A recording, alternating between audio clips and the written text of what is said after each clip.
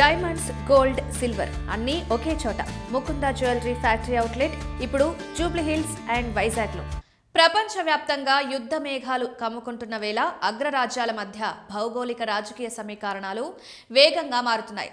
Iran, Israel మధ్య రాజుకున్న చిచ్చుకు America తోడవడంతో మధ్యప్రాచ్యం అగ్నిగుండంగా మారింది. ఈ అనిశ్చితి ప్రపంచ ఆర్థిక వ్యవస్థను కుదిపేస్తుండగా డ్రాగన్ కంట్రీ చైనా మాత్రం అత్యంత చాకచక్యంగా వ్యవహరిస్తోంది. భవిష్యత్తులో రాబోయే ఆర్థిక సంక్షోభాల నుంచి తట్టుకోవడానికి చైనా తన బంగారు నిల్వను రికార్డు స్థాయిలో పెంచుకుంటోంది. ప్రపంచవ్యాప్తంగా భౌగోళిక రాజకీయ ఉద్రిక్తతలు పెరుగుతున్న నేపథ్యంలో అనేక దేశాలు తమ ఆర్థిక భద్రతపై మరింత దృష్టి సారిస్తున్నాయి. ముఖ్యంగా మధ్యప్రాచ్యంలో కొనసాగుతున్న ఉద్రిక్త పరిస్థితులు అంతర్జాతీయ మార్కెట్లలో అనిశ్చితిని పెంచుతున్నాయి. ఈ పరిస్థితుల్లో సురక్షిత ఆస్తిగా పరిగణించే బంగారం వైపు కేంద్ర బ్యాంకులు మళ్లీ మొగ్గు చూపుతున్నాయి. ఈ నేపథ్యంలో చైనా తన బంగారు నిల్వలను నిరంతరంగా పెంచుకుంటూ వస్తోంది. తాజాగా విడుదలైన అధికారిక గణాంకాల ప్రకారం చైనా కేంద్ర బ్యాంక్ అయిన పీపుల్స్ బ్యాంక్ ఆఫ్ చైనా ఫిబ్రవరి నెలలో కూడా తన బంగారం నిల్వలను మరింత పెంచింది. ప్రపంచ మార్కెట్లో అనిశ్చితి కొనసాగుతున్న సమయంలో బంగారం వంటి సురక్షిత ఆస్తులను పెంచుకోవడం ద్వారా భవిష్యత్ ఆర్థిక ప్రమాదాలను ఎదుర్కొనే వ్యూహాన్ని చైనా అమలు చేస్తున్నట్లు నిపుణులు విశ్లేషిస్తున్నారు. ఫిబ్రవరిలో మళ్లీ పెరిగిన బంగారు నిల్వలు పీపుల్స్ బ్యాంక్ ఆఫ్ చైనా విడుదల చేసిన తాజా గణాంకాల ప్రకారం ఫిబ్రవరిలో చైనా తన బంగారు నిల్వలను 30,000 ట్రాయ్ ఔన్స్లు పెంచింది. దీంతో దేశం వద్దున్న మొత్తం బంగారు నిల్వలు 74.22 మిలియన్ ఫైన్ ట్రాయ్ ఔన్స్లకు చేరుకున్నాయి. జనవరి నెలలో ఈ సంఖ్య 74.19 మిలియన్ ఔన్స్లుగా నమోదైంది.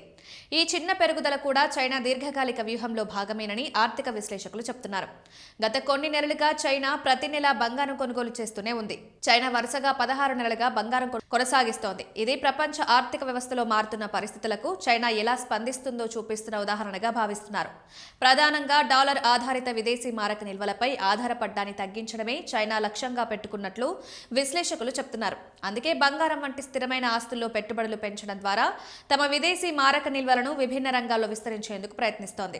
ప్రపంచ కేంద్ర బ్యాంకుల్లో కూడా ఇదే ధోరణి. కేవలం చైనానే కాదు, ప్రపంచంలో అనేక దేశాల కేంద్ర బ్యాంకులు కూడా ఇటీవల బంగారం కొనుగోలును పెంచుతున్నాయి. ముఖ్యంగా తూర్పు ఆసియా, మధ్య ఐరోపా ప్రాంతాలకు చెందిన కొన్ని దేశాలు తమ బంగారు నిల్వలను పెంచుతున్నట్లు నివేదికలు చెబుతున్నాయి. ప్రపంచ ఆర్థిక వ్యవస్థలో అనిశ్చితి పెరిగినప్పుడు బంగారం ఒక సురక్షితమైన పెట్టుబడిగా పరిగణించబడుతుంది.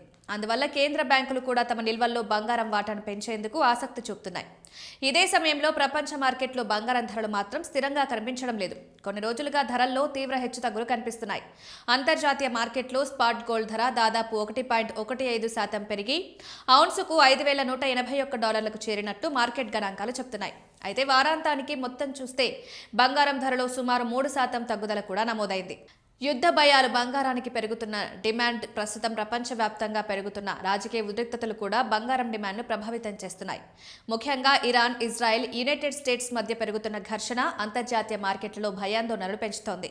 ఈ పరిస్థితుల్లో పెట్టుబడిదారులు ప్రమాదకర ఆస్తుల కంటే సురక్షిత పెట్టుబడులైన బంగారం వైపు మొగ్గు చూపుతున్నారు. బంగారంపై ఆసక్తి పెరుగుతున్న మరో సంకేతం గోల్డ్ ETF మార్కెట్.